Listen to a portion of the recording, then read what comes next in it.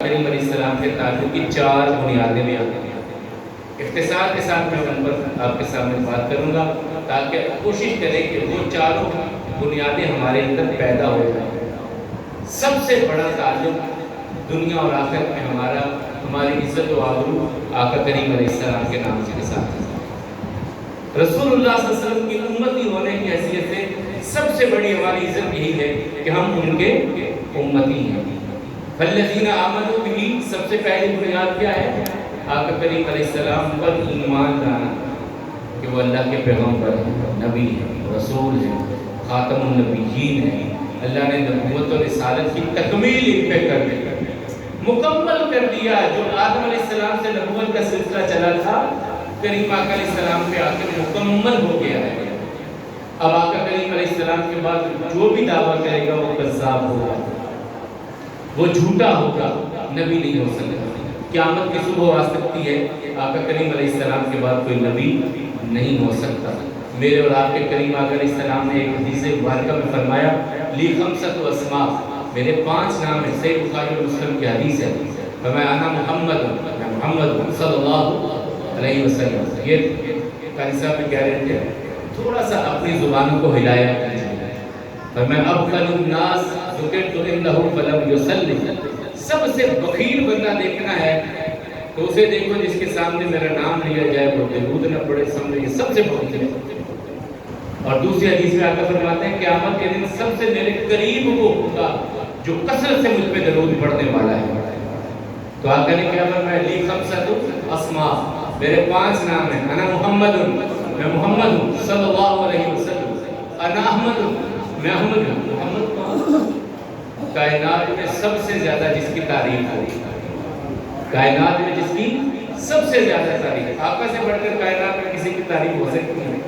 کوئی لمحہ خالی نہیں، 1 منٹ 1 سیکنڈ خالی نہیں جس لمحے سیکنڈ میں آقا پہ درود نہیں پڑھا جا رہا۔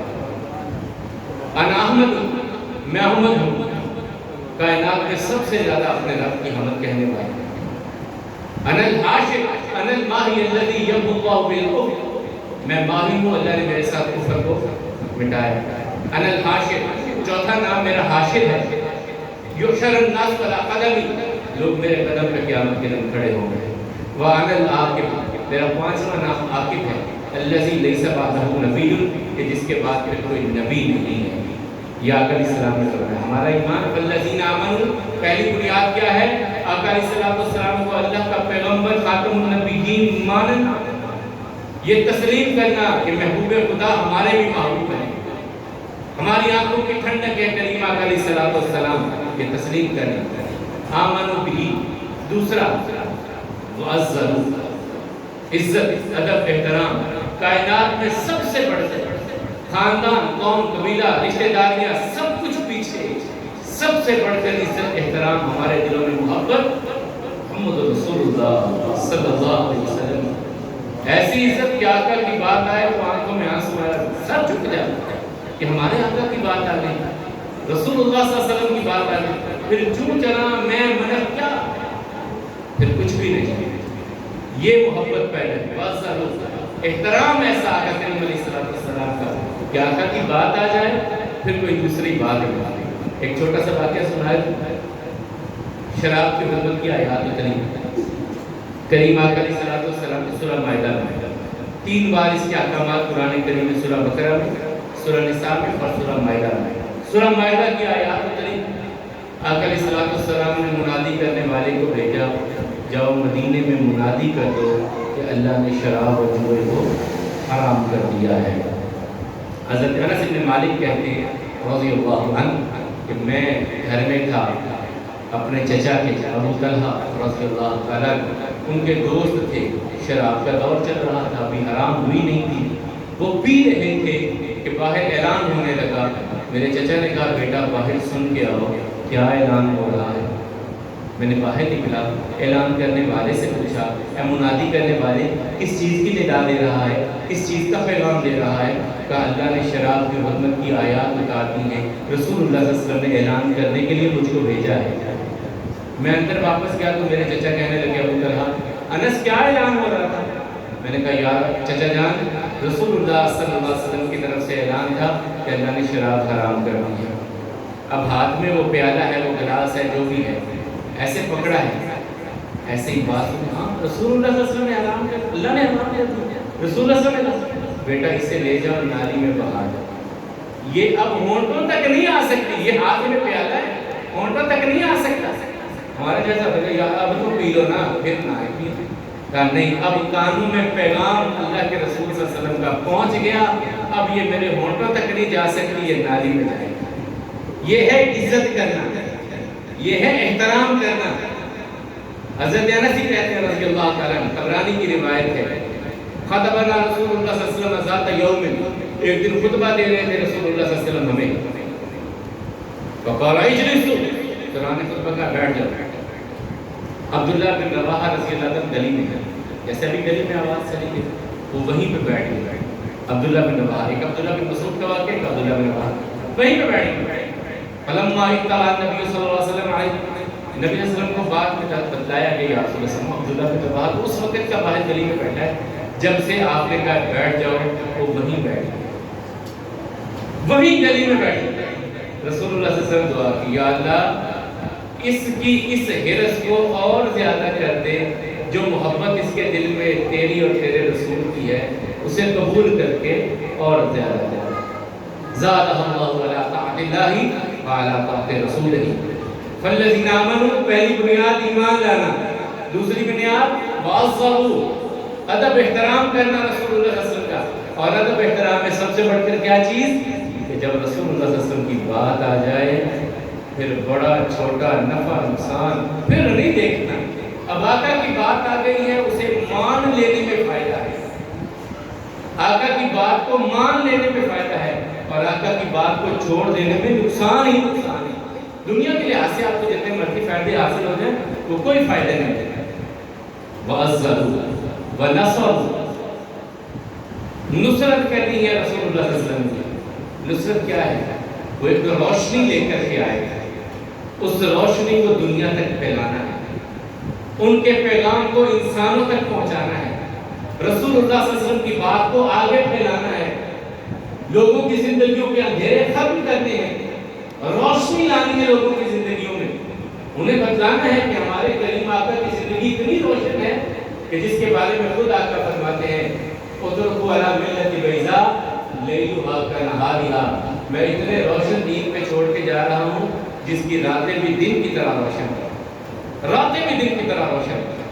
وَنَصَرُوا، مدد کرنا، پیغام پہنچانا، رسول اللہ صلی اللہ علیہ وسلم کی بات کو آگے پہنچانا. چوتھی بنیاد وَاتَّبَعُوا النُّورَ الَّذِي أُنزِلَ مَعَهُ، جو نور اللہ نے ان پر اتارا ہے اس نور پر اتباع کرنا ہے، اس نور کو اپنی زندگیوں میں لانا ہے، اس روشنی کو اپنی زندگیوں میں لانا ہے. دین ایک نور ہے، یہ روشنی ہے، اسے اپنی زندگیوں میں لے کر کے آنا ہے. صرف کہہ دینے سے مسلمان نہیں، عملاً مسلمان بن کے رہنا ہے. اللہ کے حبیب علیہ السلام بیٹھے ہیں، صحابی آئے ثوبان رضی اللہ تعالیٰ عنہ، چہرے کا رنگ کچھ بدلا ہے. ثوبان کیا ہوا؟ غلام تھے اور آقا نے آزاد کر دیا تھا. ایک دن آگے بیٹھے تو بڑے پریشان، ثوبان کیا ہوا، کیوں پریشان ہے؟ یا رسول اللہ صلی اللہ علیہ وسلم، میں جب اپنے گھر میں بیوی بچوں میں بیٹھا ہوتا ہوں نا، آپ کی یاد ستاتی ہے، جب تک آپ کے چہرے پرنوار کو دیکھ نہیں لیتا سکون نہیں ملتا، جب تک آپ کے چہرے کی زیارت نہیں کرتا مجھے سکون نہیں ملتا. رسول اللہ صلی اللہ علیہ وسلم ثوبان میں نے کوئی منع کیا، جب جی چاہے آ جایا جائے. کہا نہیں یا رسول اللہ صلی اللہ علیہ وسلم، میں یاد کرتا ہوں جب میں بھی اس دنیا میں نہیں ہوں گا، آپ بھی نہیں ہوں گے، آپ جنت میں بڑے اعلیٰ مقام پہ، ہم جیسے پتہ نہیں کہاں ہوں گے، پھر آپ کو کیسے دیکھیں گے، پھر آپ کی زیارتیں کیسے ہوں گے. سیدہ عائشہ رضی اللہ تعالیٰ عنہ کہتی ہیں آقا خاموش ہے. اللہ نے سورہ نساء کی آیت اتار دی، وَمَن يُطِعِ اللَّهَ وَرَسُولَهُ أُولَٰئِكَ الَّذِينَ أَنْعَمَ اللَّهُ عَلَيْهِم مِّنَ النَّبِيِّينَ وَالصِّدِّيقِينَ وَالشُّهَدَاءِ وَالصَّالِحِينَ وَحَسُنَ أُولَٰئِكَ رَفِيقًا. اللہ اور اللہ کے رسول کی فرما برداری تم اختیار کر دو، جنت میں نبیوں، صدیقوں، شہیدوں اور صالحین کے ساتھ اللہ آپ کو عطا کر دے. 4 بنیادیں ہو گئی: ایمان لانا، عزت ادب احترام کرنا، نصرت کرنا، اور اس نور کا اتباع کرنا جو آقا کریم علیہ السلام پر اللہ نے نور نازل کیا ہے۔ اب ان 4 کاموں کے ساتھ ملے گا کیا؟ اللہ ہم سب کو ان 4 بنیادوں پہ استحکام عطا فرمائے۔ ملے گا کیا؟ اللہ تعالیٰ فرماتے ہیں اولئک هم المفلحون، یہ کامیاب ہو گیا جس میں یہ 4 چیزیں آ گئی، یہ کامیاب ہو گیا۔ کامیاب کیسا کامیاب؟ ابھی آنکھیں بند نہیں ہوتی کہ اللہ کی طرف سے پیغام مل جاتا ہے، اے مطمئن نفس نکل تیرا رب راضی ہے۔ یہ کامیابی ہے۔ ابھی آخری سانسیں ہیں، مالک کی طرف سے پیغام آ جاتا ہے، اللہ راضی ہے، آ جاتا ہے۔ میرے اور آپ کے کریم آقا فرماتے ہیں پانی کی مشق بھر کے منہ پہ رسی نہ باندھو، زمین پہ رکھو، پانی اچھل کے باہر، ایسے مومن بندے کی روح خوشی سے کہ رب راضی ہو گیا، کامیابی کا پیغام مل گیا، کامیابی کا پیغام مل گیا۔ میرے اور آپ کے گھر والے کیا کریں گے؟ ہمیں کھجور کے سب مسلح بچھایا قبر میں، ہمیں لٹا کے آ جائیں گے؟ اللہ کہتے ہیں نہیں، یہ میرا کامیاب بندہ ہے، اس نے میرے نبی کا احترام کیا، میری بات کو مانا، میرے رسول کی بات کو مانا۔ فرشتوں سنو، افرشوا لہ فراش الجنہ، اس کا پہلے بستر بدلو، یہ میرا بندہ آیا ہے، اس کا بستر بدلو، جنت کا بستر پہلے بچھا دو، اس کی قبر بدلو، افرشوا لہ فراش الجنہ۔ یہ چاہیے آپ کو؟ اللہ ہم سب کے لیے ایسا ایمان کے ساتھ زندہ رکھے اور ایمان کی بہترین حالت میں مالک ہم سب کو اس دنیا سے لے کے جائے۔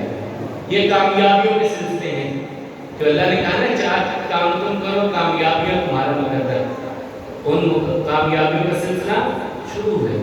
اور پھر جنت، کبھی تصور تو کیجیے، کریم آقا علیہ السلام اس جنت، کسی نے کہا جنت کے بارے میں ایسی بات کہو کہ دل میں شوق پیدا ہو کہ جنت میں جانا ہے، کہ اڑ کے چلے جائیں جنت میں۔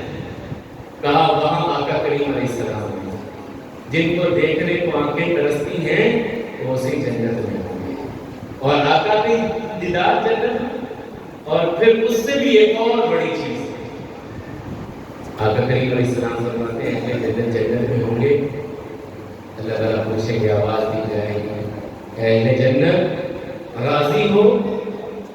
یا اللہ اتنا کچھ مل گیا، ہم نے تو کبھی سوچا بھی نہیں تھا، ہم نے کبھی سوچا نہیں تھا جو کچھ آپ جنت میں ہمیں عطا کر دیں گے۔ آخری انسان جو جنت میں جائے گا، صحیح مسلم کی حدیث ہے، اختصاراً میں اس کا تذکرہ کرتا ہوں، مہمان گرامی آپ کے تشریف لا چکے ہیں۔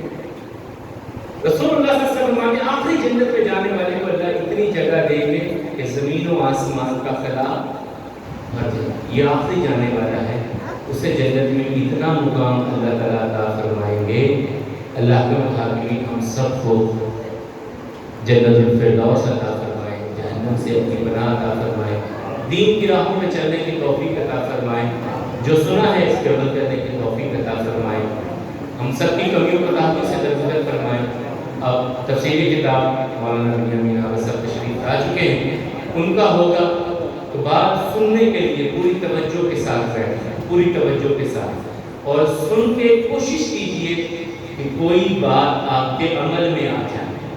اصل چیز ہوتا ہے عمل، اپنے عمل میں ان چیزوں کو لانے کی کوشش کیجئے۔ اللہ کا الحاکمین ہم سب سے راضی ہو جائے، اپنی رضا و رحمت عطا فرمائے۔ اقول قولی ھذا والحمدللہ، استغفر اللہ لي ولکم ولسائر المسلمین۔